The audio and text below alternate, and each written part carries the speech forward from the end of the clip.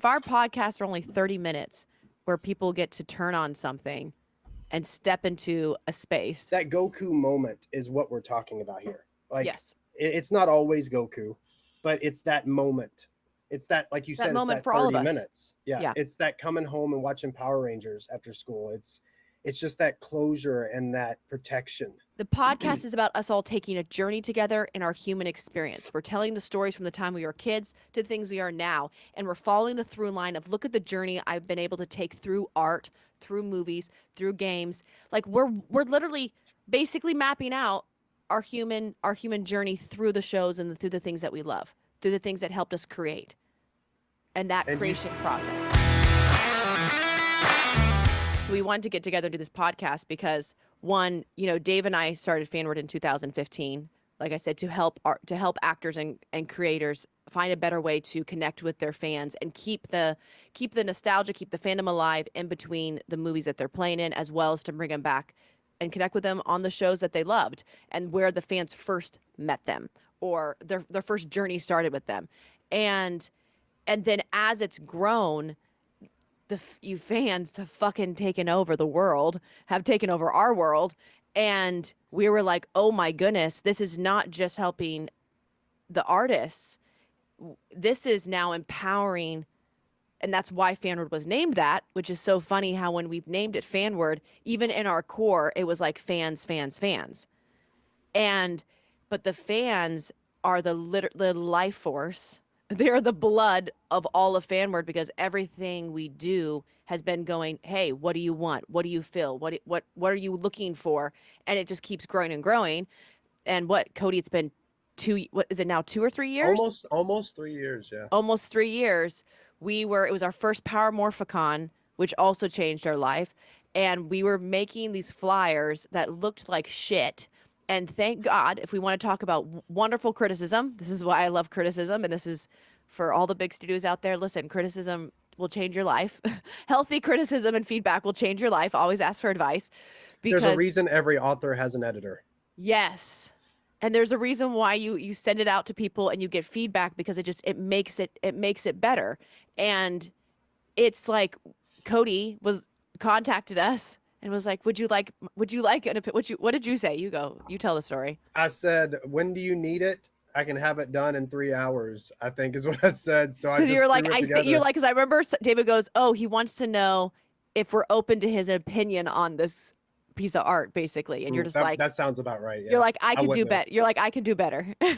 And I was like, thank God. Because I was messing around with it. And we all know I am not a graphic designer at all. And so I'm like, yes, someone that could do better. But that moment literally changed our whole, like it changed Fanward. Like you coming and in. It changed my life. I mean, it is the reason that I pay rent, like, and my camera's freaking out. Oh, but it's the reason everything changed. I think for both of us, for Fanward and for me personally.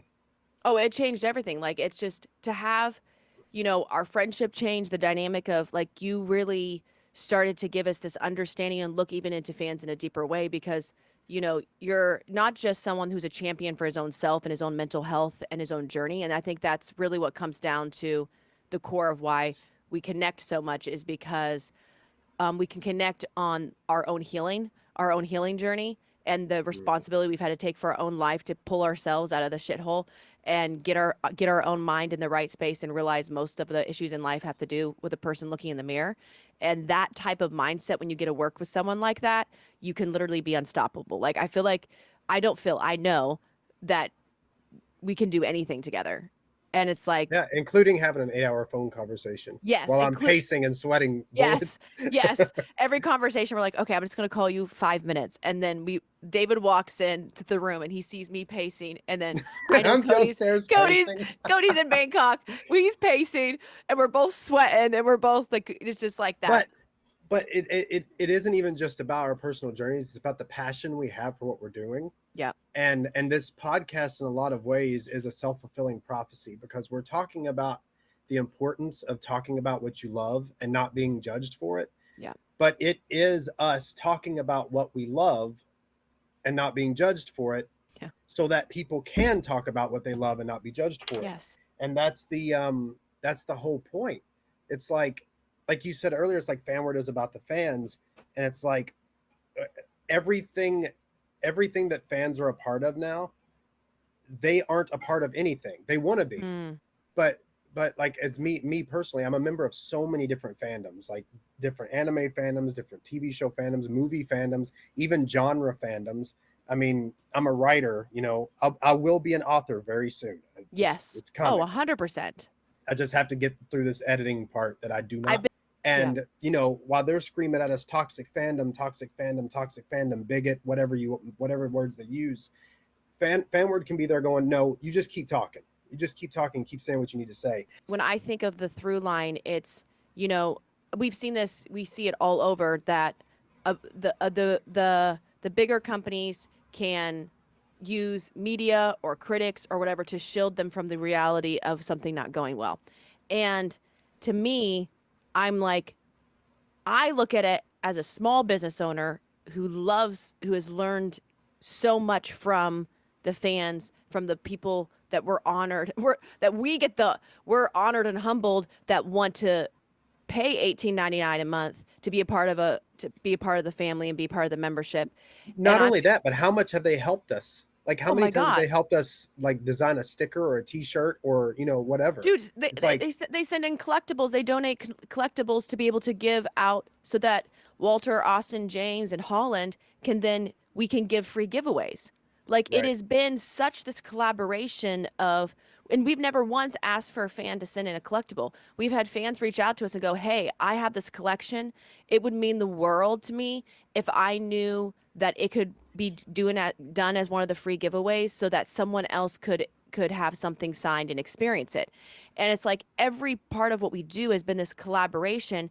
And that's, I think, so I have two passions because one, I'm a business owner and I want to grow Fanward to be massive, to be as big as the studios right. and have the power of it, but being supercharged by your actual customers' voices and let us all rise together. I don't believe in win-lose situations, and the world has gotten into such this fear. And just as the fans are terrified to voice their opinions and terrified, and I posted the other day, creators are terrified to make mistakes, to put something out there and be canceled in 5 years because they said something on the cuff and didn't in that emotion, and they're not allowed to be on a journey or come back and make it right. So everyone's afraid, even because when I look at this, and I'm not defending the studios, I'm like, even that executive at the end of the day is a human, and he's letting his fear get in the way, and it's affecting, instead of it just being, a small business owner and affects, 1,000 people, now you're affecting millions and millions and millions. And so Yep. I'm like, I understand that there's a human up at the top of that leadership, just as I'm a human here. So I just want to get humans in the room together and have some conversations. And Yeah, this exactly. is this is just, and I was talking to my brother last night and I was talking about the podcast and he had some heated feelings right back, and I was like, I love that. But Mm, there is no wrong. I just want to know your why. And I'm like, Gabe, I want to know your why. And because he's a different generation, and we talked about this before, my generation, your generation, well, I can't say my generation because I didn't watch any of the shit, but your generation, you're going to watch something and it's going to have changed your life in a way that your kid will look at it and go, I don't feel the emotional connections at all. I love what I love now. And you'll look at what he might love and go, dude, that's so full of political shit. That's so full of this. They're pushing we will look at something because we see it from a different aspect than when we saw it in that moment in our life we did. Anyways. right. I So, mean, it's just like me and my son, we both like anime, yes. but I love Dragon Ball and I cannot get Okay. him to watch it. Why? But it's Like, why do you like it, but why can't you get him to watch it? I think I mean I love it because I still remember the exact day and exact moment and exact time and the exact feeling that I got when Goku first went Super Saiyan against Frieza. And I know that there's at least going to be like at least a third of the people watching this are going to go, dude, I remember too, man. I know exactly what it felt like. I know exactly where it was. Hell, I even know exactly what time I got home. I was sitting there eating a fruit roll up and drinking a Sunny D, and Goku went Super Saiyan and I spilt it on the floor. That's what it felt like. I remember that feeling. It was an electrical thing. and it is something that I will remember until the day I close my eyes for the last time. That is And how tell profound it me it. was for me. I want to know. So I come home from school. I always dreaded coming home from school because if my dad's truck was in the driveway, it's going to be a bad day. Yes. And I go inside. I get like 30 minutes on the TV. My 30 minutes are Dragon Ball every time. I sit down. Goku and Frieza have already been fighting for like 30 episodes. No joke. It's been going a while. And Frieza makes a mistake and Goku just flips his wig. Now at this point we've heard about the Super Saiyan, but we have never seen it. There's never even been a hint of what it means or what it is. And all of a sudden Goku's pissed and his hair goes from black to yellow and flames start popping up around him. His eyes go from black to blue. His shirt's all torn and ripped. The planet's exploding around him. Frieza's like freaking out. He's like, oh no, this can't be. And Goku's like, you killed my friend. And the chill, I'm getting the chill bumps just talking about this I know, shit. I literally can feel it. And Frieza is so pissed. He's already blown Namek up. Goku is just at his absolute peak. And when that hair color turns and it starts flying up in the air, and I don't know what's going on with my camera, but it's pissing me off. It never does this until today. And it feels your energy, your it feels my energy, yeah. Your radioactive energy. My radiation. Yes.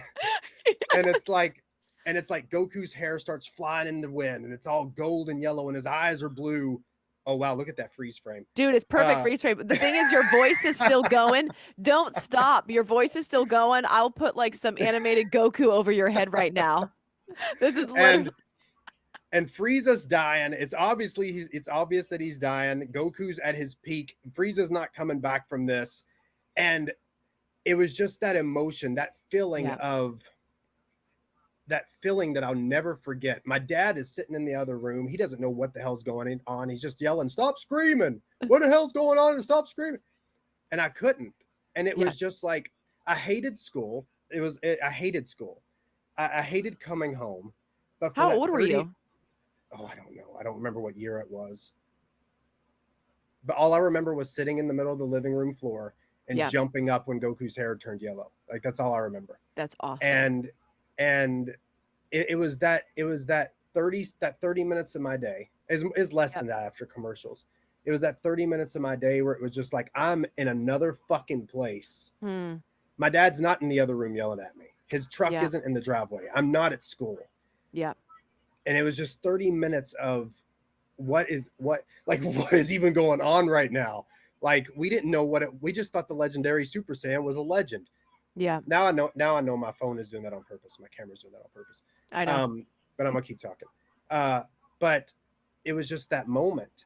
And for me, that was enough to cement my love for anime and for Dragon Ball for the rest of my life. Like it was just over. Like it was just it for the rest of my life. Now my son likes anime, but for some reason, Dragon Ball just doesn't grab him. Yes. He loves Naruto. He loves Jujutsu Kaisen. He loves stuff like that, but Dragon Ball just doesn't do it for him. And I think it's just the generational gap, I guess. That's just all it is. Dragon Ball was powerful. Dragon Ball is one of the main reasons anime ever became popular in the West in the first place. Oh, wow. So it being profound to me, there's a lot of reasons for it. Dragon Ball didn't just have an effect on me. It had an effect on the entire Western world at that time. So when Goku turned Super Saiyan, there was a wave of energy that just kind of flowed over everybody who watched it. And it just kind of cemented anime's place in the West. And see, this is exactly why the podcast is going to be crazy, because we went from talking about the impact of like why someone watches something and someone else doesn't. And now I'm on a 15-minute tangent about Goku going Super Saiyan. No, but this is why. But this is the why, because it's like, I'm like, listen, if we even like, okay, you hit something that like that 30 minutes, and I've heard it so many times because I remember that 30-minute of escape where nothing else mattered, where your dad's truck wasn't in the driveway, he wasn't in the other room screaming, yelling. The amount of times that even I've had that phrase in my head where it was just 30 minutes of that something was given to me where I could step away from everything. Yep. I'm like, that is what this like if our podcasts are only 30 minutes where people get to turn on something and step into a space. That Goku moment is what we're talking about here. Like Yes. it's not always Goku, but it's that moment. It's that, like you That said, it's moment that for all of 30 us. minutes. Yeah. Yeah. It's that coming home and watching Power Rangers after school. It's just that closure and that protection that Yes. you like when Goku went Super Saiyan, I did, you know, Yes. and I've been trying to go Super Saiyan every day since, but no matter how hard you scream, it doesn't work. It just, gives you hemorrhoids. That's about the best you get out of it. But like it's that moment. That's what we're trying to get. Yes. That's what we're trying to find in every single thing. It's like that's why I write. That's why Yes. that last chapter of my book breaks me. Like Yes.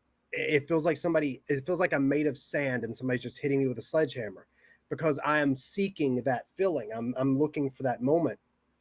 And that's why that's why when the mainstream media and Hollywood and these video game journalists attack fans, it does more damage than they understand. Why? They Like, what do you mean more damage?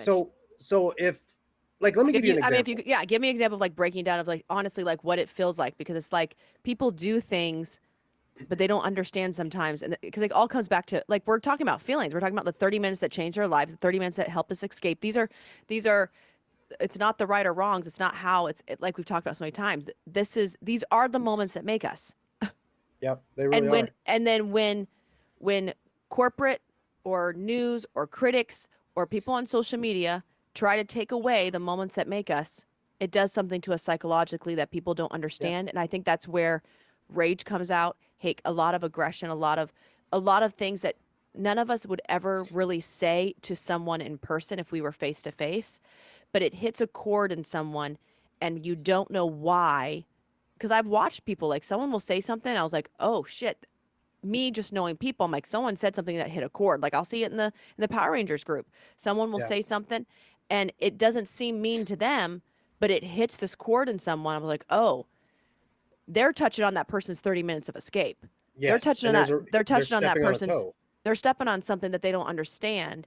Yeah. And yeah, go ahead. Well, so a good example would be Lord of the Rings for me is a really good example. I'm not going to go into The Witcher yet. You No, already we're gonna do a whole episode in The Witcher. I'm have prepared. to. I'm prepared. He's here with us. Geralt, my boy. Okay, He's he's with us in spirit. so Lord of the Rings is the example I'm going to use because Lord of the Rings is a big reason that is a big part of the reason that I'm a writer. I used to read And the just so everyone entire. knows, we are doing an episode on Lord of the Rings, and I have another Oh writer that I yeah, want to bring on who I talked to her yesterday, who she also started writing because of Lord of the Rings. yep. So Let's go. we want to get in the room. We got to talk some Lord of the Rings. Lord of the Rings is the reason my book is this thick, like because of the way it inspired me. Anyway, so Lord of the Rings is not just a book. It was written by J.R.R. Tolkien, who is basically the godfather of everything we know today as fantasy. Yes. Everything we have established in fantasy, almost all of it was created by J.R.R. Tolkien, or not created, but refined by J.R.R. Tolkien. So Lord of the Rings is a huge deal. It's a literary masterpiece. It's somewhere in between literature and poetry and fantasy and actually like some sort of real world alternate history because Middle Earth is supposed to be alternate history England or Europe in a fantasy realm. Like the way Tolkien wrote it, he was so smart. But anyway, it means something to me for a lot of Yes. different reasons. Not only do I love the movies, not only did I used to read the book at least once a year, not only did I adapt something from the writing style of it, but the way that Tolkien wrote it, Hmm. he went to all this trouble of literally creating entire languages just for his book, which I'm actually in the process of doing for my series as well. It's not easy. Um, and so the work and the love that Tolkien put into this, he had very strict rules by which his universe exists and by which it runs. Like there was a very clear good or evil structure, Hmm. very clear. J.R.R. Tolkien himself said that he hated allegory. He hated when you would take something he made and change the meaning of it to fit a narrative. So all of these things are very important to me as a creator and as a writer, because the source material and the artist's vision is more important than anything else. You and I have talked about this. Like if there ever was a movie of Wicker Hill and somebody tried to change Abigail, I would tell them, no, we're not making the movie. Period. Yeah. There would be no question. There would just be no question. I'd be like, I don't care about the money. I don't care about it. Just no. There's just no question. So when Amazon came out with the Rings of Power, I was not happy at first, and then I became peeved. So firstly, they just completely obliterated the legendarium of Tolkien by changing the whole black and white, good and evil, because that was made very clear by Tolkien. Like, there were no real gray characters. Everybody was either good or evil. Golem used to be good, but he became evil because of the ring. Yeah. That is why there are no real gray characters. Gandalf is pure. Gandalf is actually a representation of an angel in that world. That's his entire purpose. That's why he comes back from Gandalf the Grey to Gandalf the White, because that's him ascending to angelhood. Wow. So that's the whole purpose of the character. He's basically an angel. Saruman is too, but Saruman is a fallen angel. The white wizard. Yes. He's a fallen angel. That's the whole purpose of it. And of course, Sauron is basically the devil. Yes. So Tolkien was a Catholic. Tolkien was a heavy Christian, and that's all the way through Lord of the Rings. He specifically said he didn't make it religious, but there are parallels. Yes. So when Rings of Power comes out and they start making these gray characters that aren't either black or white and good or evil, they're automatically turning their back on the lore and the vision of the creator. Not only a creator, but the creator. This is J.R.R. Tolkien. Yeah. He's the reason we have Game of Thrones. He's the reason we have the Terry Goodkind novels, the Brandon Sanderson novels. He's the reason we have D&D. He's the reason for all of this.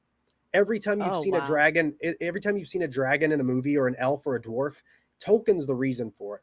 So when you come into when a company like Amazon comes up and makes the Rings of Power, and they say, okay, so the writers are not fans of the books. At least one of the writers admitted this. Really? And yes, they said they never. One of them said they never read it. So, okay, okay. Yeah. Anyone in the comments? We're gonna have another podcast about that, on the people that are handling creating the content. Yes. Who are basically the translators. Right. They're translating it from word to screen. Yeah. They're the translators that are basically being given this honor to give something back to the audience. And the showrunner for The Witcher did the same thing. Yeah. She said she wasn't interested in the source material. But okay. The reason Rings of Power peeves me is because in the second season, they show orcs living together, being married and having children. Okay? So one of the orcs goes up to another orc and says, "It's time for you to go to the front lines." And he's like cuddling his wife and his child and saying, Must I go? That is not Tolkien's vision. Tolkien's vision of the orcs were that they were corrupted elves. That was the whole point of the orcs. They were corrupted elves. They were elves who had fallen, because the elves are like the most pure people in all of Middle-earth. So to be an orc, you are the most corrupted of them. There is only white and black, yin and yang in this universe. Yes. So for an orc to say, I love my wife and my kid, I don't want to go fight at war. In any other situation in World of Warcraft, perfectly fine. As a matter of fact, the World of Warcraft movie does it really well. That's a movie nobody talks about, but we probably should. We just watched it. It's really good. It has the best CGI I've ever seen, and it's like 20 years old. It's insane. Anyway, perfectly fine in any other situation. Not okay in Tolkien. You are openly, actively, and knowingly shitting on the legendarium of one of the greatest authors that has ever lived in any genre. And then you're telling us we're toxic because we don't like it. Excuse me. This is why we're, guys, this is why we're making this podcast, because I'm pissed. This is why. This is the reason. This is really just therapy. I'm just here to Yeah, ask. This is, listen, guys, you're going to come on here. I'm going to be the therapist that goes, why do you feel that way? I'm just here to listen. Like, right. I want to know from every religious perspective of why you may not like something. There's so much more to us as humans. So I'm excited about this because we want to have conversations. I want to have all sides, the round table, the Knights of the Round Table. This is a round table. We're all even here. All opinions are heard. I mean, I love Camelot. I'll watch it. Unless you like The Witcher, the Netflix. Okay. Unless you like The Witcher on the Netflix show, in which case we are not equal. You are beneath us. I am now. This is the only time that I'm beneath Cody because like I said, I love Henry Cavill. I love Henry Cavill, and I love the Witcher books and video games. No, and I'm gonna get into the books. Because I understand. I'm a deep understanding and respect. But that's like, I think that's what I'm excited about because, you know, at first people are gonna probably go, oh look, two friends just get to talk about their own opinion. No. Yes, this is. Not about that at all. This is our opinion. But yeah, we could do that on the phone. Like, dude, we could do it on the phone, but we also know it's an opinion. Yeah. We're not like.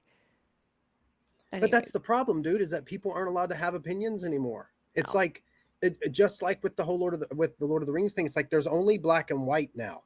Like in the original Lord of the Rings, black and white was on purpose. It's because he was making a very clear distinction between good and evil. Humanity doesn't work that way. We are not just good and evil. We have a middle ground where sometimes it's like, just like me with my book, it's like I'm a Christian, but at the same time there's a part of me, and if you believe in spirits or demons or whatever, maybe that's what it is to you, but there's a part of me, a spirit, that has to come out in that way so that it doesn't manifest through me. Yes. And just like that reel you sent me, I don't remember what her name was, but Brene Brown. Yeah. It's like if it doesn't come out, it's going to fester. It's going to poison your soul on a level that, and we've talked about it before. It's a lot of the reason that there's so much wrong in the world. And I'm not one of those like everything in the world's wrong. I'm not one of those people. No, I don't think the world's bad. I just think we watch too much news. That's yeah. We get told too many. We don't have the opportunity to go. We're not presented with enough good to realize there actually is so much fucking good, and that's. But I do agree with you in what we've talked about as for creators, because we're talking about fans, creators. All of us are creators. At the base, every single one of us is a creator. From the movies we watch, we create a world and connection in our brain that resonates with us, and we create a story through it. From the person that wrote it, from the person that directed it, every single person is a creator, so it's always being put in someone else's hand for their own interpretation. Everything doesn't matter if it's the Bible or Lord of the Rings, it's been passed through so many hands and through so many lives and through so many people's emotions and their personal stories that is like, we will actually probably never know truly what Tolkien's actual core vision was, because at the end of the day, you read it and you see it through your life experiences in a way that just matches and syncs with you. And now that is your version of the story. Right. Because we apply. It's just like they say that smell is the strongest sense tied to memory. Yes. Like I still remember the exact perfume that my girlfriend wore when I was 16 years old. Yes. Because it was like kiwi and watermelon, or like cucumber and watermelon or something. No, it was cucumber and kiwi. Specifically remember. Her name was Jessica Mauser. We're actually friends on Facebook. But that's awesome. But I still remember that for some reason. Hi, Jessica Mauser. I still remember that for some reason. But like it goes the same with that moment with Goku going Super Saiyan. Like I'm never gonna forget that. Yes. I'm never gonna forget the feeling I had around those 30 minutes and then in those 30 minutes. Yes. And within the boundaries of that time where the rest of the world didn't matter because Goku just flipped his switch, man. You know, and or I'm not gonna forget, you know, I'm not going to forget the entire script to the second Teenage Mutant Ninja Turtles movie, because me and my mom would watch it all the time. And there's this scene where one of the Ninja Turtles would go, I'll take the ugly one. And the other Ninja Turtle would go, no, I'll take the ugly one. And another Ninja Turtle will go, no, I'll take the ugly one. And then Michelangelo comes in and goes, which one's the ugly one? It's the funniest shit ever. And me and my mom will just quote that randomly still, even to this day. And that movie was released in like 92 or 93. It's like, but those things That gave are me so, goosebumps. I don't know why I love that. I'm just like, that's just like so fun. I love that movie. God, I love that movie. Anyway, those things are such a part of us that Yes. like that there's a reason people get angry when somebody says, dude, calm down, it's just a game. It isn't. It's not. No. Like, if you talk to any fan of Final Fantasy VII, and I'm guarantee there'll be some in the comments, if you talk to any fan of Final Fantasy VII, they remember the feeling they got, spoiler alert, when Aerith died. They will tell you exactly the feeling. Like, I remember when me and my friend Dylan were sitting there playing it. Hi, Dylan. Hi, Dylan. We were sitting there playing Final Fantasy VII, and Aerith dies, and Dylan just starts bawling his eyes out. Yep. That didn't resonate with me because Aerith was not one of my favorite characters. Hmm. Like, seeing her die was like, holy shit, Aerith just died. This is the main character in the game. And this was back in 97. This was a big deal. So when Aerith dies, Dylan starts crying. I have a response, but it's not an emotional one. It's just like, holy crap. But sitting there in the same room while playing the same game, watching the same scene, and we're both having two completely, entirely different like experiences. And it's like, if you think about the fact that like millions and millions of people have played that game, it's one of the highest selling games of all time. How many different experiences did those people have? Yeah. And nowadays we don't ask. You and I talk about it all the time. Of course, it's like we don't ask. You know, what moment from a movie like affected you? What inspires you to do this? What's your favorite dinosaur? What's your favorite color? Why is this your favorite color? Who's your favorite fictional character?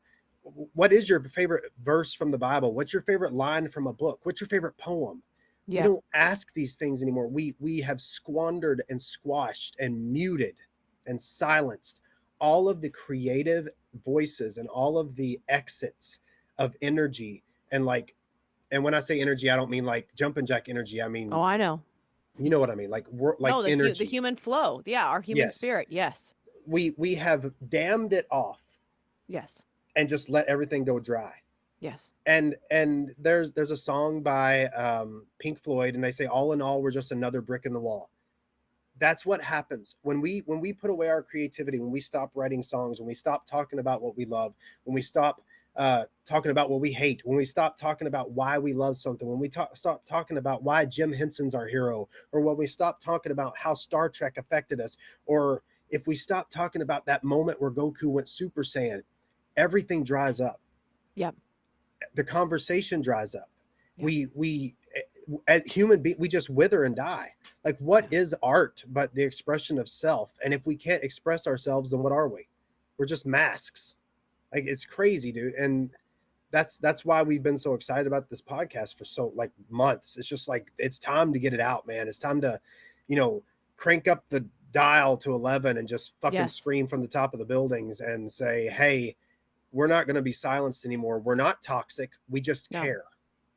And I think that's what's been hitting me so hard is, as I've seen, because, I'm like, and I know that a lot of fans are going to have this opinion about this because I live so much in also AI, but I have a deep love every time since I was little with understanding the human mind and the human connection. I'm literally like this two-person, like my dream was, okay, when I retire, which I'll never retire because I don't plan to ever retire because I don't plan to die. So right, same.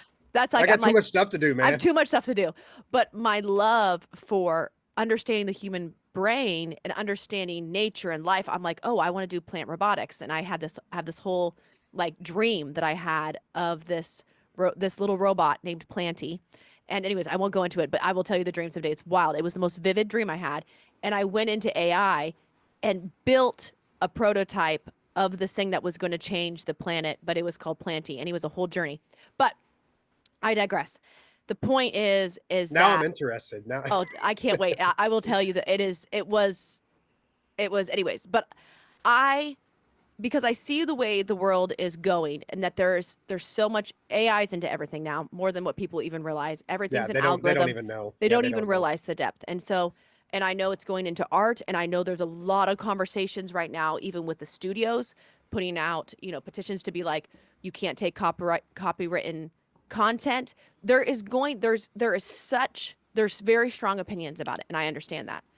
And Yeah, I understand opinions about that on both sides. you and I can go through all the different routes of it. But what I am seeing is, why are these things being created? Right. Why is there this need for this thing to basically become an iteration of a human, a perfect version of a human? Is that because as humans have told other humans they no longer can be imperfect? So that they can no longer fail, that they can no longer, like we've said, be on a journey.